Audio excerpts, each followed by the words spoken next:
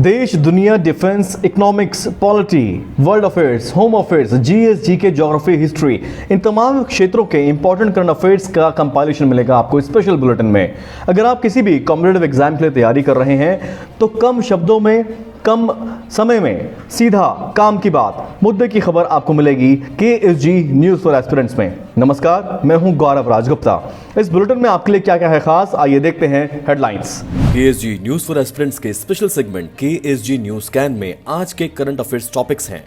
Make in India corona test kit Feluda launch, जानिए इसके बारे में सब कुछ। कोरोना वैक्सीन के लिए फैले भ्रम को लेकर 100 से ज्यादा वैज्ञानिकों ने यूएन से मिलाया हाथ, 22 भारतीय भी शामिल। वर्ल्ड इकोनॉमिक फोरम की 36 स्मार्ट सिटी रोड मैप शहरों में 4 भारतीय शहर भी शामिल, जानिए क्या है इसके मायने। स्टारलिंक के लिए भारत की महत्वाकांक्षाएं, जानिए क्या है स्टारलिंक इंटरनेट प्रोजेक्ट। 30 साल बाद खुला इराक सऊदी बॉर्डर, खाड़ी देश दुश्मनी छोड़ विकास के पथ पर अग्रसर। केएसजी न्यूज़ फॉर एस्पिरेंट के एक और special segment KSG news facts में आज देखिए झांसी की रानी लक्ष्मीबाई जयंती पर उनके जीवन पर विशेष। साल 1997 में कल्पना चावला अंतरिक्ष में जाने वाली पहली भारतीय महिला बनी थी, जानिए उनके जीवन के बारे में कुछ खास। क्यों मनाया जाता है वर्ल्ड टॉयलेट डे, जाने इसका इतिहास और उद्देश्य। इंटरनेशनल मेंस डे 2020 की जानकारी लीजिए। वर्ल्ड फिलॉसफी डे का महत्व जानिए। देखिए डे इन हिस्ट्री, जानिए 19 नवंबर की देश और दुनिया की ऐतिहासिक घटनाएं। लद्दाख में सैनिकों पर चीनी सेना की ओर से माइक्रोवेव वेपन के इस्तेमाल को भारत ने नकारा। केएसजी स्पेशल रिपोर्ट में विस्तार से जाने क्या है microwave weapon. KSG toppers speak में 2017-18 के KSG India topper all India rank 3 Sachin Gupta का key to success. KSG news for aspirants में देखिए हमारा स्पेशल सेगमेंट केएसजी गुरु मंत्र बाय डॉक्टर खान और आज का टॉपिक है राइटर्स ब्लॉक। अगर आप आईएएस ऑफिसर बनना चाहते हैं, UPSC civil service exam crack करना चाहते हैं तो अभी विजिट करें ksgindia.com पर। कन्वीनियंट और cost effective online learning program के साथ साथ केएसजी इंडिया के पावरफुल क्लासरूम कोर्सेज के लिए एनरोलमेंट भी शुरू हो गया है। भले ही आप मेंस के लिए तैयारी कर रहे हैं या अगले साल होने वाले प्रीलिम्स के लिए शुरुआत से तैयारी करना चाहते हैं, या आप कॉलेज में हैं और शुरुआती दिनों से ही इस स्पेशल एग्जाम के लिए स्पेशल तैयारी शुरू करना चाहते हैं, आप सभी के लिए केएसजी इंडिया ने स्पेशली डिजाइन और कस्टमाइज्ड कोर्सेज तैयार किए हैं। कोचिंग, स्टडी मटेरियल और टेस्ट सीरीज के साथ साथ केएसजी इंडिया अपने स्टूडेंट्स को मेंटर्स भी अलॉट करता है। आज ही विजिट करें ksgindia.com और हिस्सा बने केएसजी इंडिया टॉपर्स टीम का। देश और दुनिया के top 5 important current affairs topics देखिए केएसजी न्यूज़ स्कैन में। केएसजी न्यूज़ स्कैन में सबसे पहले बात करेंगे make in India corona test kit Feluda के बारे में। कोरोना जांच की रफ्तार बढ़ाने के लिए अपोलो ग्रुप ऑफ हॉस्पिटल्स के साथ मिलकर टाटा ग्रुप ने make in India corona test kit Feluda को दिल्ली में लॉन्च कर दिया है। इस किट से महज 40 मिनट में ही टेस्ट के नतीजे सामने आ जाएंगे। इस किट को CSIR की दिल्ली स्थित जीनोमिक्स एंड इंटीग्रेटिव बायोलॉजी ने तैयार किया है। फेलुदा टेस्ट किट की तकनीक जीन एडिटिंग तकनीक CRISPR पर आधारित है। इस जांच में इस्तेमाल होने वाली थर्मोसाइक्लर मशीन बेहद सस्ती है। दावा किया गया है कि नई जांच किट फेलुदा में 96% उच्च संवेदनशीलता और 98% की विशिष्टता है। इसका मतलब है कि यह कोरोना पॉजिटिव और नेगेटिव का सही तरह से आकलन करके सटीक नतीजे देती है। इसे सितंबर में भारतीय चिकित्सा अनुसंधान परिषद द्वारा इस्तेमाल के लिए मंजूरी दी गई थी। Institute of genomics and integrative biology के शोधकर्ताओं की एक टीम ने चर्चित भारतीय नोवेल के एक काल्पनिक जासूस फेलुदा के नाम पर इस किट का नाम रखा है। मरीज के बलगम या नाक का नमूना एकत्र करने के बाद आरएनए को उसमें से निकाला जाता है और एक थर्मोसाइक्लर का उपयोग करके उसे प्रवर्धित किया जाता है। फिर नमूने का परीक्षण एक पेपर स्ट्रिप के जरिए किया जाता है। इस पेपर स्ट्रिप में बारकोड होता है, इसमें CAS9 प्रोटीन होता है। इसके बाद यह SARS-CoV-2 वायरस को पहचानने के लिए उसके जेनेटिक मटेरियल का विश्लेषण करता है। यह किट बिल्कुल प्रेगनेंसी किट की तरह ही काम करता है। बढ़ते हैं अगली खबर की तरफ। कोरोना वैक्सीन के लिए फैले भ्रम को लेकर 100 से ज्यादा वैज्ञानिकों ने यूएन से हाथ मिलाया है। 22 भारतीय भी इसमें शामिल हैं। संयुक्त राष्ट्र की एक पहल के तहत कोविड-19 वैक्सीन को लेकर गलत सूचना के मुद्दे से निपटने और मिथकों को तोड़ने के लिए 100 से ज्यादा वैज्ञानिकों ने हाथ मिलाया है। यह वैज्ञानिक मिथकों का भंडाफोड़ करके सोशल मीडिया के माध्यम से वैक्सीन की सुरक्षा और प्रभावशीलता पर जानकारी साझा करेंगे। संयुक्त राष्ट्र ने टीम हेलो के साथ लंदन विश्वविद्यालय में द वैक्सीन कॉन्फिडेंस प्रोजेक्ट के साथ मिलकर यह पहल की है। इसका उद्देश्य कोविड-19 वैक्सीन को लेकर फैली गलत और भ्रामक सूचनाओं से निपटना है। कोरोना वायरस वैक्सीन की दौड़ में शामिल विभिन्न संस्थानों से जुड़े वैज्ञानिकों की ओर से इस पहल का विश्व स्तर पर समर्थन किया गया है। जिसमें दुनिया के शीर्ष संस्थानों जैसे imperial college London, Harvard medical school, Sao Paulo विश्वविद्यालय, बार्सिलोना विश्वविद्यालय और कई अन्य भी शामिल हैं।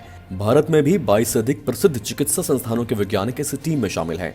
इन संस्थानों में इंस्टीट्यूट ऑफ मेडिकल साइंसेज और SUM hospital, PGIMIR, Nizam institute of medical sciences, IIT Indore, Christian medical college, SRM research institute और Deep children hospital and research centre भी शामिल हैं।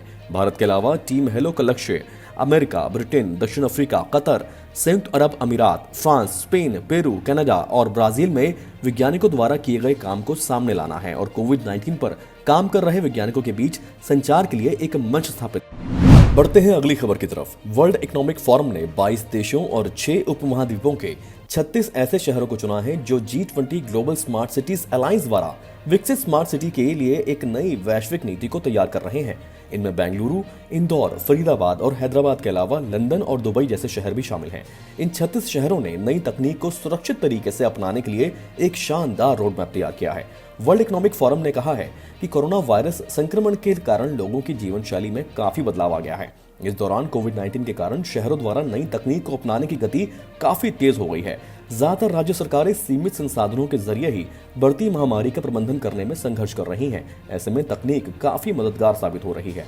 इन 36 शहरों ने मंगलवार को एक वैश्विक समारोह के दौरान अपनी योजनाओं को प्रदर्शित किया था। तकनीक को आम जनता तक पहुंचाने के लिए G20 global smart cities alliance ने सम्मेलन के दौरान 36 पायनियर शहरों का एक समूह गठित किया है। पहल की शुरुआत जापान में वर्ल्ड इकोनॉमिक फोरम के केंद्र से चौथी औद्योगिक क्रांति के लिए हुई थी।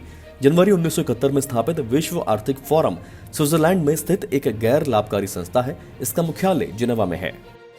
KSG न्यूज कैन में अब बात करते हैं स्टारलिंक के लिए भारत की महत्वाकांक्षाओं के बारे में। एलोन मस्क का स्पेसएक्स स्टारलिंक के साथ अंतरिक्ष से इंटरनेट लाने पर काम कर रहा है, जो इस कार्य के लिए लोअर अर्थ ऑर्बिट में उपग्रहों का उपयोग करेगा। अब अटकलें लगाई जा रही हैं कि स्टारलिंक की भारत के लिए योजना हो सकती है, क्योंकि कंपनी ने telecom regulatory authority of India यानी ट्राई के road map to promote broadband connectivity and enhancement broadband को बढ़ावा देने के बारे में कंसल्टेशन पेपर का जवाब दिया है। ट्राई के कंसल्टेशन पेपर पर स्पेसएक्स की प्रतिक्रिया को पहले मीडियानामा द्वारा हाईलाइट किया गया था। इसका PDF ट्राई की वेबसाइट पर भी है। क्या है स्टारलिंक और क्या है इसकी अंतरिक्ष इंटरनेट योजना? सितंबर में 60 और सैटेलाइट लॉन्च के साथ स्पेसएक्स पृथ्वी की कक्षा में कुल 700 से ज्यादा उपग्रहों को रखने में सक्षम रहा है। स्टारलिंक के साथ स्पेसएक्स का लक्ष्य 12,000 उपग्रहों को निचली कक्षाओं में लॉन्च करना है और ये ब्रॉडबैंड कवरेज प्रदान करेंगे। उन जगहों पर हाई स्पीड इंटरनेट उपलब्ध करवाना इसका लक्ष्य है जहां ये पहले कभी नहीं थी, वो भी उचित मूल्यों पर। स्पेसएक्स ने दावा किया है कि लॉन्च के दौरान इन उपग्रहों की मदद से वह बीटा परीक्षण में 100 Mbps से अधिक डाउनलोड स्पीड प्राप्त करने में सक्षम रहा है। KSG न्यूज कैन में बात करते हैं इराक सऊदी बॉर्डर की, जो 30 साल के बाद खोल दिया गया है। कुवैत पर हमले के वक्त बंद किया गया इराक सऊदी बॉर्डर अब फिर से खुल गया है। इराक और सऊदी अरब के संबंधों में 18 नवंबर 2020 को एक ऐतिहासिक मोड़ आया। दोनों देशों के अधिकारियों ने लाल रंग का रिबन काटकर 30 साल से बंद पड़े बॉर्डर को खोल दिया। इसके बाद तालियों की गड़गड़ाहट के बीच दोनों तरफ खड़े ट्रकों ने सीमा पार की। दोनों देशों ने अरार बॉर्डर को लोगों और सामान के लिए खुला रखने का ऐलान किया है। इराकी शासक सद्दाम हुसैन के कुवैत पर हमला करने के बाद सऊदी अरब ने साल 1990 में बगदाद से हर तरह के रिश्ते तोड़ लिए थे।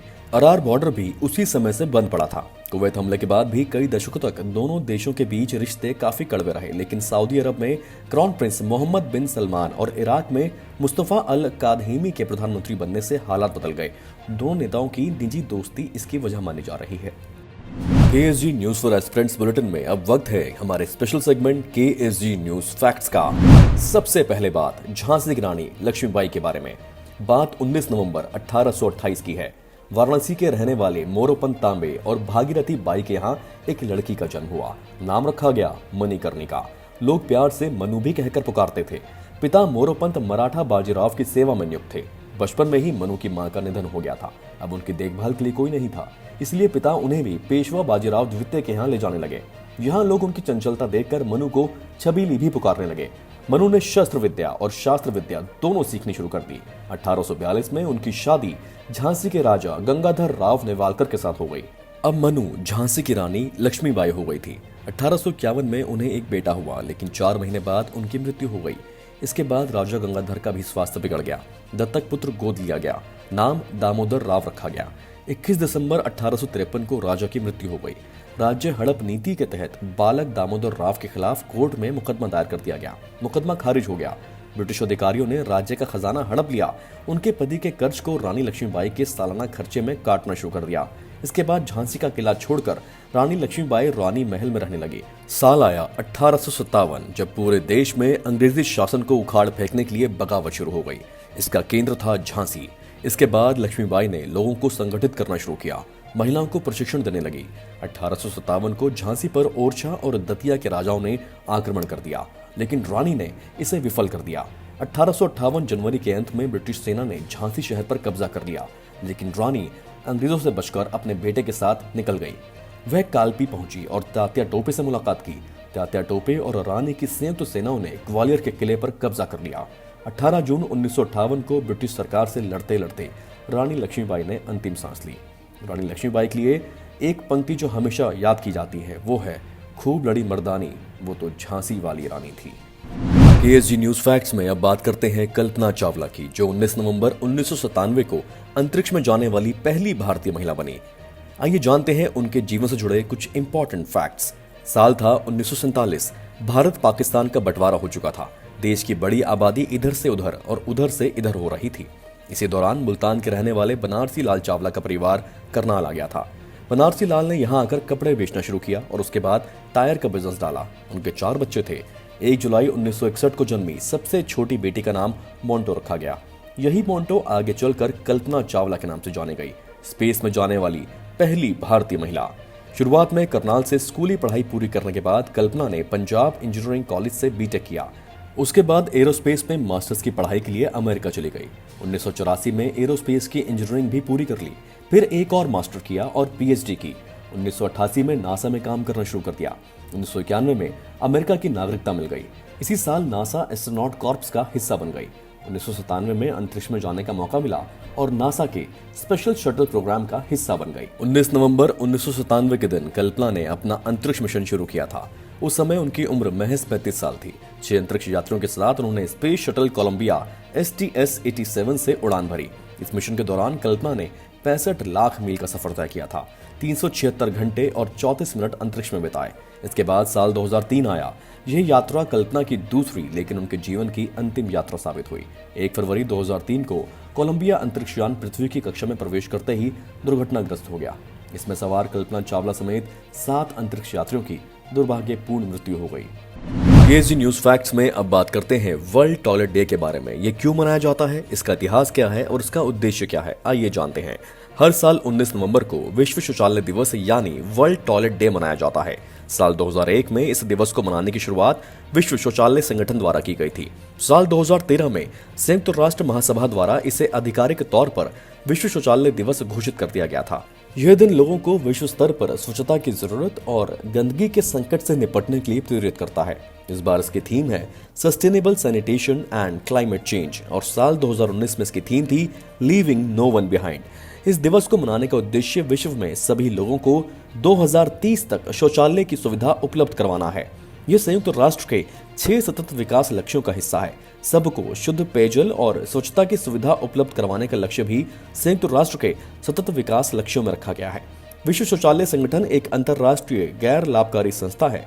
यह संगठन दुनिया भर में स्वच्छता और शौचालय की स्थिति में सुधार के लिए काम करता है। इस संगठन के सभी सदस्य शौचालय की समस्या को खत्म करने और दुनिया भर में स्वच्छता के समाधान के लिए काम करते हैं। संयुक्त राष्ट्र के कुछ आंकड़ों की बात करते हैं। 4.2 अरब आबादी को आज भी ठीक से शौचालय उपलब्ध नहीं है और वह गंदगी में रहने को मजबूर है। 67.3 करोड़ आबादी खुले में शौच करने को मजबूर है। 3 मिलियन लोगों के पास बुनियादी हाथ धोने की सुविधा का भी अभाव है। हर साल लगभग 4,32,000 डायरिया से होने वाली मौतें अपर्याप्त स्वच्छता के कारण होती हैं। असुरक्षित पेयजल और अस्वच्छता के कारण हर साल लगभग 2,97,000 बच्चे डायरिया से मर जाते हैं। पानी और स्वच्छता संबंधी बीमारियों की उत्पादकता में कमी से जीडीपी के 5% तक विभिन्न देशों में खर्च किया जाता है। केएसजी न्यूज फैक्ट्स में अब बात करते हैं इंटरनेशनल मेंस डे की। भारत में अंतर्राष्ट्रीय पुरुष दिवस पहली बार 2007 में 19 नवंबर को मनाया गया। अंतर्राष्ट्रीय पुरुष दिवस मनाने की मांग सबसे पहले सन 1923 में कुछ पुरुषों ने ही की थी। उनका कहना था कि महिला दिवस मनाया जाता है तो पुरुष दिवस भी मनाया जाना चाहिए। 19 नवंबर 1999 में त्रिनिदाद और टोबैगो के लोगों ने पहली बार अंतर्राष्ट्रीय पुरुष दिवस मनाया। भारत में डॉक्टर जेरोम तिलक सिंह में पुरुषों के अधिकारों और उन्हें मुख्य धारा में लाने के लिए काफी प्रयास किए। डॉक्टर जेरोम तिलक सिंह के पिता का जन्म 19 नवंबर को ही होता है। इसी तारीख को भारत में अंतर्राष्ट्रीय पुरुष दिवस मनाने की शुरुआत हुई। केएसजी न्यूज फैक्ट्स में अब बात वर्ल्ड फिलॉसफी डे के बारे में। 19 नवंबर को वर्ल्ड फिलॉसफी डे मनाया जा रहा है। वर्ल्ड फिलॉसफी डे 2002 में यूनेस्को द्वारा प्रमुख समकालीन मुद्दों पर दार्शनिक विश्लेषण, अनुसंधान और अध्ययन को बढ़ावा देने के लिए शुरू किया गया था, ताकि आज मानवता का सामना करने वाली चुनौतियों का अधिक प्रभावी ढंग से जवाब दिया जा सके। 2005 में यूनेस्को के जनरल कॉन्फ्रेंस ने घोषणा की कि नवंबर के हर तीसरे गुरुवार को विश्व दर्शन दिवस मनाया जाएगा। 2020 संस्करण वर्तमान महामारी के अर्थ पर प्रतिबिंबित करने के लिए दुनिया को आमंत्रित करता है। फिलॉसफी वास्तविकता और अस्तित्व की प्रकृति का अध्ययन है। यह ग्रीक शब्द फिलॉसोफिसा से आया है। इसका अर्थ है ज्ञान का प्रेम। केएसजी न्यूज फैक्ट्स में अब देखिए डे इन हिस्ट्री। जानिए 19 नवंबर की देश दुनिया की ऐतिहासिक घटनाएं। 1933 में यूरोपीय देश स्पेन में महिलाओं को मताधिकार का अधिकार मिला था। 1995 में भारतीय वेटलिफ्टर कर्णम मल्लेश्वरी ने भारोत्तोलन में विश्व कीर्तिमान बनाया। ये भारत की पहली महिला खिलाड़ी हैं जिन्होंने ओलंपिक में मेडल जीता था।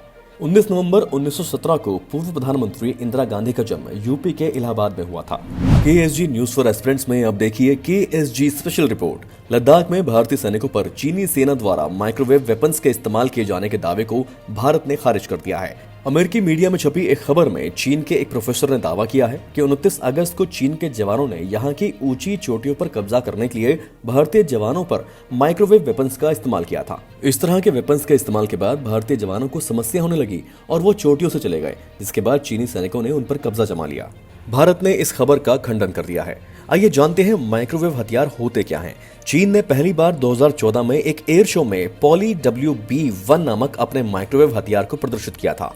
माइक्रोवेव इलेक्ट्रोमैग्नेटिक रेडिएशन का एक रूप होता है। इसका खाना पकाने और रडार सिस्टम में उपयोग होता है। कई देशों में इस तकनीक को हथियार के तौर पर इस्तेमाल करने के लिए रिसर्च चल रहा है। माइक्रोवेव वेपन को डायरेक्ट एनर्जी वेपन भी कहा जाता है। इसके दायरे में लेजर और माइक्रोवेव वेपन्स दोनों ही आते हैं। इस तरह के वेपन से किए गए हमलों में शरीर के ऊपरी बाहरी चोट के निशान या तो होते नहीं हैं या काफी कम होते हैं, लेकिन ये शरीर के अंदरूनी हिस्सों को नुकसान पहुंचा सकते हैं। ये जमीन से हवा में, हवा से जमीन में या जमीन से जमीन में किए जा सकते हैं। इस तरह के हमले में एक हाई एनर्जी रेंज को छोड़ा जाता है। ये किरणें इंसान के शरीर में घुस जाती हैं, उनके शरीर के हिस्सों को नुकसान पहुंचा सकती हैं। माइक्रोवेव वेपन्स के जरिए निकलने वाली हाई फ्रीक्वेंसी रेडिएशन बीम में किसी भी तरह की कोई आवाज नहीं होती। इसको देख पाना भी संभव नहीं होता। रूस, चीन, भारत, ब्रिटेन भी इस तरह के हथियारों के विकास में लगे हुए हैं। वहीं तुर्की और ईरान का दावा है कि उनके पास तो इस तरह के हथियार मौजूद हैं। तुर्की का तो यहाँ तक दावा है कि उसने अगस्त 2019 में इस तरह के हथियार का इस्तेमाल लीबिया में भी किया था। केएसजी न्यूज फॉर एस्पिरेंट्स में हम आपको करंट अफेयर्स से तो अपडेट रखते ही हैं, न्यूज एनालिसिस भी दिखाते हैं, स्पेशल रिपोर्ट भी दिखाते हैं, लेकिन साथ ही हम आपको मोटिवेटेड भी रखना चाहते हैं। और इसी प्रयास में हमारा साथ देते हैं KSG India toppers. KSG toppers speak हमारे स्पेशल सेगमेंट में आज देखिए 2017-18 के KSG India topper all India rank 3 Sachin Gupta का key to success. Answer is amazing, especially the kind of support that they give and the comfortness that they give you while you interact with him, and I really cherish that, and I feel that if I reach there, it has potential, because there will be some of the tough phases while in your UPSC journey. So there you need someone who can actually give you the faith and confidence. So that Khan sir can give you. इस शानदार संदेश के लिए केएसजी India topper Sachin Gupta ji का बहुत बहुत शुक्रिया और उनको बहुत सारी शुभकामनाएं। केएसजी इंडिया के हजारों टॉपर्स हमेशा तत्पर रहते हैं आपको मोटिवेटेड रखने के लिए और आपको गाइड करने के लिए। अब वक्त है हमारे स्पेशल सेगमेंट जिसका नाम है केएसजी गुरु मंत्र बाय डॉक्टर खान। भले ही UPSC civil service exam crack करना हो या जिंदगी का कोई भी मोड़ हो, ये गुरु मंत्र, ये शिक्षा, ये गाइडेंस आपके हमेशा काम आएगी। आज का टॉपिक है writers block. Hi, in this video I am going to talk about expression. Expression has been a major challenge for most of us because we have not trained ourselves on expression. Most often we train ourselves only on information, and after information we think that we will be able to express. But we suffer quite often from a problem which is called as writer's block. Writer's block is like when you have got things inside you, in your heart, in your mind, stomach, wherever, but then you are not able to actually have them penned down or they're not coming on the papers. I would like you to use a tool of blockbusters, which we have the writers been using, break them into 5 Ws and 1 H, the flow starts coming. But then that's not going to really take you to the level where I'm interested in taking you to as far as expression is concerned. For that, I would like you to try and develop the skill of journal writing. Take an issue. You can possibly imagine that you would have written diary in your school days. Maybe if some of you are still writing, I'll be very happy for writing. But diary writing is something where you chronologically arrange the things as it happens. But journal writing is expression being taken to the paper. You take an issue and see what you feel about it. Initially, you'll find it very difficult to express yourself. And then you may be suffering from those writer's block I was talking about just now. But then this is one skill which gradually improves as you go on writing more and more. In fact, I would like you to write one journal every day. Write 1 page, half page, quarter page, 2 pages, whatever. Express yourself. And you must have seen a lot of time when you see some article and some sentences, you feel like, I wish I could write like that. But these people, if we're talking about, they did not write in the first day. They took a while before they came to that level. And for that, you have to be practicing. And you know when you should be starting this preparation? After watching this video, right now. You have to start right away. Don't wait. Don't wait that you'll be writing good one day and then you will be that day happy with your own writing. You have to be a few 100 times unhappy with your writing. You feel like not showing it to anybody for a few 100 times before you feel confident about them. And that's a process which will gradually sink in. And I would be very happy if you start journal writing from tonight itself. All the best. Thank you Khan sir. आपके शब्द ना सिर्फ aspirants के लिए गुरु मंत्र हैं, बल्कि अलग अलग क्षेत्र में काम करने वाले लोगों के लिए भी ये लाइफ टिप्स हैं। Short, crisp, to the point, exam oriented, syllabus based खबरों का ये सारांश हम आपके लिए पेश कर रहे हैं, जो बाइलिंगुअल फॉर्मेट में हम बनाने की कोशिश कर रहे हैं। हमारा जो संवाद है आपसे है ये सरल हिंदी भाषा में है। आप इस वीडियो को जब फुल स्क्रीन में देखेंगे तो पाएंगे कि खबरों के जो इंपॉर्टेंट पॉइंट्स हैं, इंपॉर्टेंट फैक्ट्स जो हैं, वो हम आपको ग्राफिक्स के जरिए और स्क्रॉल के जरिए भी देते हैं। इसीलिए मेरी रिक्वेस्ट है कि आप इन वीडियोस को फुल स्क्रीन में ही देखें। अपने समय का सदुपयोग करें कि KSGindia.com पर आपको सिलेबस बेस्ड कंसाइज वे में बहुत सारा स्टडी मटेरियल मिल जाता है, उसका भी आप लाभ उठाएं।